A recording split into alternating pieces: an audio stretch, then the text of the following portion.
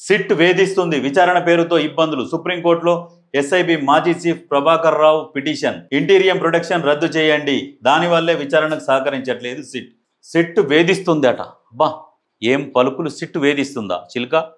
ఈ చిలుకనంట సిట్ వేధిస్తుందట మరి ఆ చిలుక పలుకులు ఏందో నిజాలు వలికితే నిన్ను ఎందుకు ప్రశ్నల మీద ప్రశ్నల వర్షం కురిపిస్తారు నువ్వు 600 ఫోన్లు ట్యాప్ చేసినావని తేలింది ఏది నిజం బయటపడ్డది ఇంకా మిగతా ఇంకెంతమంది ఫోన్లు ట్యాప్ చేసినావు నిన్ను అదే అడుగుతురు వేధిస్తురంటే నిన్ను కొడుతుర్రా నువ్వు ఫోన్లు ట్యాప్ చేయించి ఎంతమందిని వేధించినవు అది కూడా చెప్పాలి కదా నీ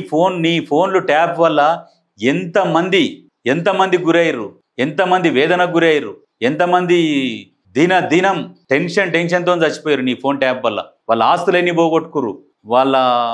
కొంతమంది అయితే రకరకాలుగా పోగొట్టుకున్నారు వాళ్ళ ఆస్తులు అన్ని ఇష్టం వచ్చినట్టు చేసిరు మరి అది వేధింపుల కంటే నిన్ను క్వశ్చన్లే అడుగుతున్నారు మీరు డైరెక్ట్ కిడ్నాప్ చేసి తీసుకుపోయి బెదిరించి రకరకాలుగా ఇబ్బందులు పెట్టారు కదా ఫోన్లు ట్యాప్ చేసి మరి దాన్ని ఏమంటారు దాన్ని ఏమన్నా మసాజ్ చేసినట్టు అంటారా నిన్నేం వేధిస్తున్నారు నువ్వు మాజీ పోలీస్ ఆఫీసర్ కాబట్టి నిన్ను మర్యాదగా క్వశ్చన్స్ అడుగుతున్నా కానీ నువ్వు మళ్ళా నన్ను వేధిస్తుర్రు అని చెప్పేసి చెప్తున్నావు అసలు మామూలుగా విచారణ చేయొద్దు నిన్ను అంటే అన్ని ఫోన్లు ట్యాప్ చేసినందుకు నిన్ను విచారణ చేసే స్టైల్ వేరే ఉండాలి మరి ఎందుకు ఇట్లా ఇంకా లేట్ చేస్తుర్రో ఏమో ముఖ్యమంత్రి గారు ఈ ప్రభాకర్ రావుని విచారణకు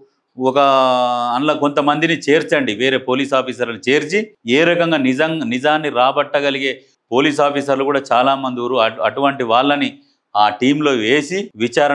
విచారణ చేసి నిజాలు రాబట్టండి ఎందుకంటే ఆయనకు సున్నితంగా అడిగితే ఆయనను వేధిస్తున్నట్టు అనిపిస్తుందంట నిజంగా మంచిగా విచారించేటోళ్ళని పెట్టి విచారిస్తే ఆయనకు వేధింపులు ఎట్లా ఉంటాయి సున్నితంగా విచారించేది ఎట్లా ఉంటుంది అనేది తెలుస్తుంది ఎందుకంటే అన్ని ఫోన్లు ట్యాప్ చేసి ఎంతమంది జీవితాలు ఖరాబ్ అయినాయి ఎంతమంది